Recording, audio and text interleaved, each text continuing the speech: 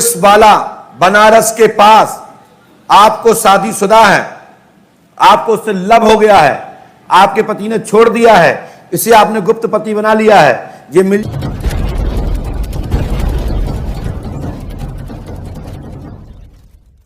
पंडोकर सगा दरबार का वीडियो सब्सक्राइब करें, शेयर करें ज्यादा से ज्यादा लोगों को, अनेक ग्रुपों में और अपने यहां के ग्रुपों में अवश्य डालें। ऐसे आप लग तो नहीं कि तुम और लग फाब हो, लेकिन कोई बात नहीं, लव है तो क्या हुआ, किसी का बुरा काम कर रहे हैं, प्यार है, चलता रहता है। कहां से आएंगे आप? माइक से बोलो, लखनऊ से। ऐसा पकड़ के बोलो, लखनऊ से। चेहरा खोलिए और सामने को मुंह करो, पहले वहां देखो सामने। हाँ, कहां से आई हो? लखनऊ से। क्या समस्या लेके आई हो, क्या प्रश्न लेके आई हो? एक्चुअली मेरे हस्बैंड थे। माइक से बोलिए। मेरे हस्बैंड थे। हाँ, तुम्हारे हस्बैंड थे, मतलब आप नहीं है? हैं सर। फिर 4.5 साल तक ठीक ठाक रहे। क्या साल? 4.5 साल तक ठीक ठाक रहे। ठीक ठाक रहे, फिर कोई लड़ाई झगड़ा नहीं। ठीक है। मार्च से इतना भयानक हो गया कि मुझे कुछ समझ में नहीं आया। ठीक है। और मोबाइल कॉल सब कुछ बंद, किसी तरीके से कोई मतलब नहीं। तो क्या चाहते हैं आपसे? सर वापस, मैं वापस चाहती हूँ, मैं वापस चाहती हूँ लाना। कौन को? आप भास्कर को। पति को? जी। चलिए स्क्रीन। 17 मार्च सन 2022 से आपसे दूरी, ग्राम घोसी, रसड़ी, मऊ जिला निवासी, पुलिस वाला बनारस के पास आपको शादीशुदा है, आपको उससे लव हो गया है, आपके पति ने छोड़ दिया है, इसे आपने गुप्त पति बना लिया है। ये मिल जाएगा, आशीर्वाद है। गुरुजी कब तक कॉल करेगा या आ जाएगा? हमसे पूछ के तुमने करो तो का, तो हम कहते हैं वही कर दे। शाम तक इधर तक सामने, पहले तो उल्टा सुल्टा करेगी, फिर तुम्हें कहेगी कब। सुनो मेरी बहन, वो लड़का पुलिस वाला है, आ जाएगा। भास्कर की चाहत मिलना हमेशा मनोरथ पूर्ण होगा, आशीर्वाद है। क्या नाम है उसका? माइक से बोलो। भास्कर से। भास्कर। भास्कर। सर मेरी एक छोटी सी रिक्वेस्ट, सर मेरी वो है, जॉब रिजल्ट आने वाला है CHO का। तुम्हारे ये काम एक भी नहीं होंगे। डाटा समाप्त तो डाटा समाप्त। माइक रखो। हनुमान जी कृपा करेंगे, गुरु कृपा होगी, आशीर्वाद है। पकड़ो उसको। आपकी जन अदालत से मैं हूँ राजा भैया पाल और देख रहे हैं आप पंडोखर अपडेट। पंडोखर में क्या भक्तों को फायदा हो रही है, यहाँ आने से लाभ होता है, भक्तों से बात करते हैं। क्या नाम है आपका? गरिमा शर्मा। मैं राजस्थान करौली से हूँ। मैं जिस उद्देश्य से महाराज जी के दरबार में आई थी, वो उद्देश्य मेरा पूरा हुआ। जो मैंने मन्नतें मांगी वो भी पूरी होने को जा रही है। क्या मन्नत मांगी थी आपने? देखो वो कुछ मेरी पर्सनल है। अच्छा। तो मतलब पंडोखर धाम के बारे में कब से जानती हैं? पंडोखर धाम के बारे में हम लोग काफ़ी दिनों से यूट्यूब पे तो सर्च किया था, कई बार टीवी पे मोबाइल पे भी मतलब देखा था।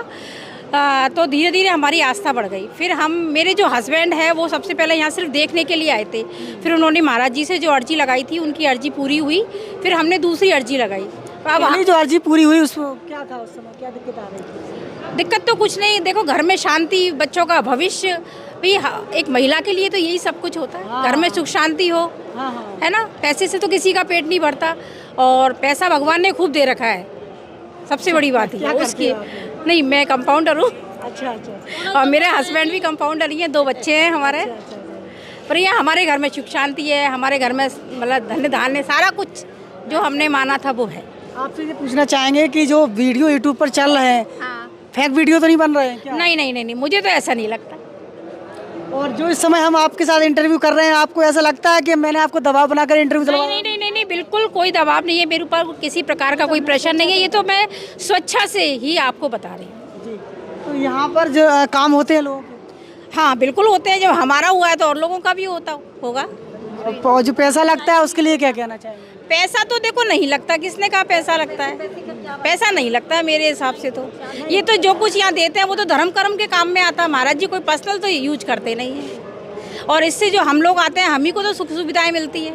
और यदि किसी होटल में या रेस्टोरेंट में जाके हम लोग करेंगे तो उससे दुगना पैसा खर्च करेंगे। तो ऐसा कुछ नहीं है कि यहाँ पैसा लगता है। तो आप संतुष्ट हैं यहाँ की समाज? बिल्कुल, मैं यहाँ से संतुष्ट हूँ।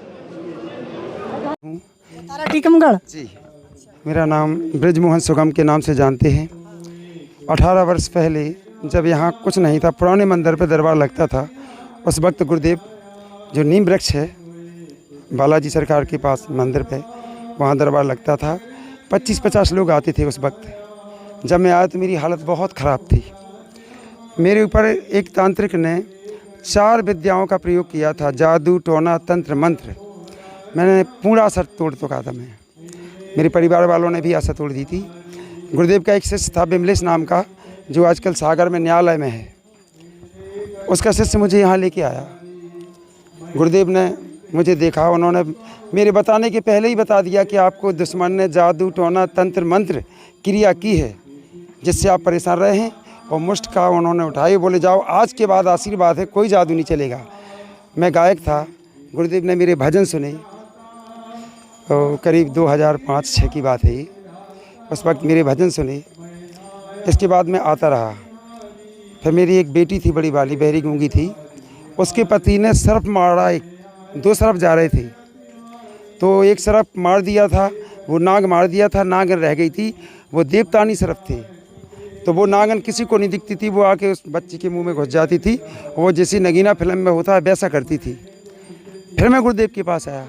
गुरुदेव ने 1 सेकंड के लिए नृत्य बंद किए, बोले पति ने नाग मारा है, नागन आती है, आध्यात्मिक हवन कराएं, ठीक हो जाएगी। बच्ची ठीक हो गई।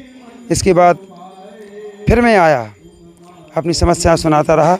मेरी हालत पूर्ण तरह से सही हो गई। पहले हालत बहुत बुरी थी, बहुत बेकार, और बस जीना मुश्किल हो गया था। गुरुदेव का आशीर्वाद हुआ जब से ठीक हूँ। फिर मैं आया, फिर गुरुदेव बोले तुम मुझे भजन सुनाता रहा यहाँ। मैंने कहा गुरुदेव मैं चाह रहा था कि पंडोखर सरकार की मुझे हाजिरी मिल जाए, तो अब हाजिरी मिल गई। अब उन्होंने मुझे रेगुलर लगा लिया भजन गाने के लिए। आप लोग भजन सुनते भी हैं रात में मेरे।